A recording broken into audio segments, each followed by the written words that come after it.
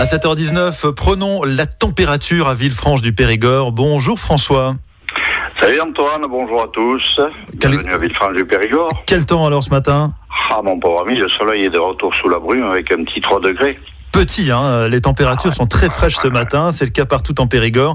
La brume, c'est pas pour tout le monde, ça va se lever, il va faire un très beau temps aujourd'hui, un petit peu comme hier. C'est seulement ce soir que ça se gâtera à nouveau. Mais ne parlons pas de ça. Je vous entends, mon fils. Mais Dieu m'entend toujours, Dieu m'écoute, vous savez François. Alors, à Villefranche, c'est les travaux qui se terminent pour cette maison de la Châtaigne.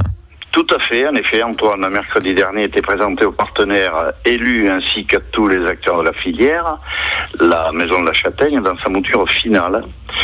D'ailleurs, quelques derniers agencements sont en cours avant son ouverture qui est prévue aux alentours du 15 juin, ouverture au public et au tourisme. Le public qui aura toute sa part dans ce lieu.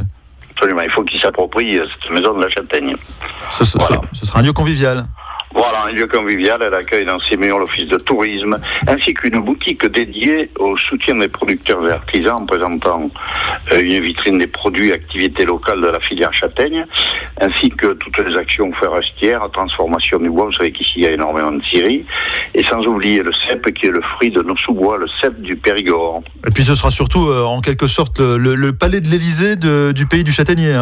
Absolument, vous avez trouvé le mot. C'est en lien avec l'outil central qui est la maison que sont créés 9 circuits pédagogiques, c'est-à-dire 9 circuits, un par village, sont des circuits sportifs ludiques, avec pour but de valoriser l'environnement naturel existant, favoriser la déambulation à travers les 9 communes, pour raconter l'histoire locale, valoriser le patrimoine, la culture, les événements, et ainsi que favoriser les échanges et les rencontres.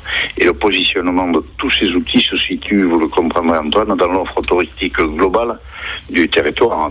Alors, vous parlez d'événements. On sait déjà quel type d'événements est-ce qu'il y aura autour de cette maison de la Châtaigne ? Voilà, dans un premier temps, il y a des soirées contes, des visites qui sont prévues chez les producteurs, des dégustations dans la maison, préparées par les producteurs. Il y a également des rallyes forestiers, des visites nocturnes sur les sentiers. Ça va être un truc sympa.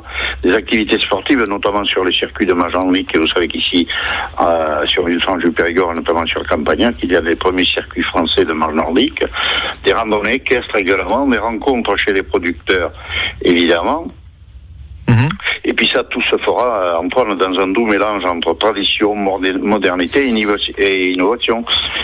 Et puis ensuite, dans la stratégie d'appropriation de la maison, il est prévu de développer un réseau d'ambassadeurs, des référents par commune qui seront les relais sur le territoire. Est-ce que vous mangez de la confiture de châtaigne au petit-déj, vous, François ? Non, mais je déguste de très bons gâteaux à la châtaigne concoctés par mon ami Camille. Ah, quand même, un peu de châtaigne au petit-déj, donc. Voilà. Et on peut parler aussi de castagne, puisque vous avez parlé de rugby, et notamment nos amis de Salignac qui ont vaincu nos amis rugbymen de Villefranche du Périgord, mais bon.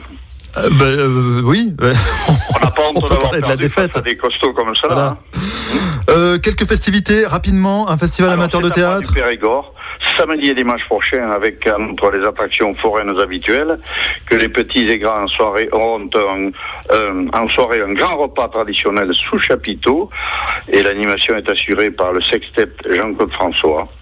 La réservation est obligatoire avant le 30 mai. On laisse les numéros d'appel pour la réservation au standard de France Bleu, oui. Et puis il suivra un grand bal gratuit, et puis le traditionnel feu d'artifice aux alentours de minuit, en espérant qu'il fera beau, et je crois qu'il fera beau samedi prochain, dimanche prochain. Si Dieu nous écoute, il n'y a pas sûrement. Pas de souci. Voilà. Une petite citation. Une autre petite info, toujours le dimanche de juin, dans le cadre de la fête, à partir de 14h, comme tous les ans, a lieu le trail de la Lémance, et je vous recommande d'affûter vos godasses.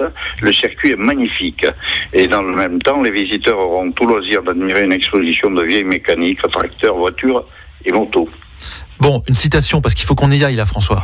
Alors, écoutez, une petite citation pour terminer. Je ne vous l'ai pas notée. Je vous souhaite à tous... d'accord, il n'y a pas de citation alors. À très bientôt, Antoine. On est gros gens comme devant là, sans citation, François. Qu'est-ce qu'on fait là ? Je l'ai fait exprès. Mais suite alors. Bon, à la prochaine. Et puis, bon gâteau de châtaigne.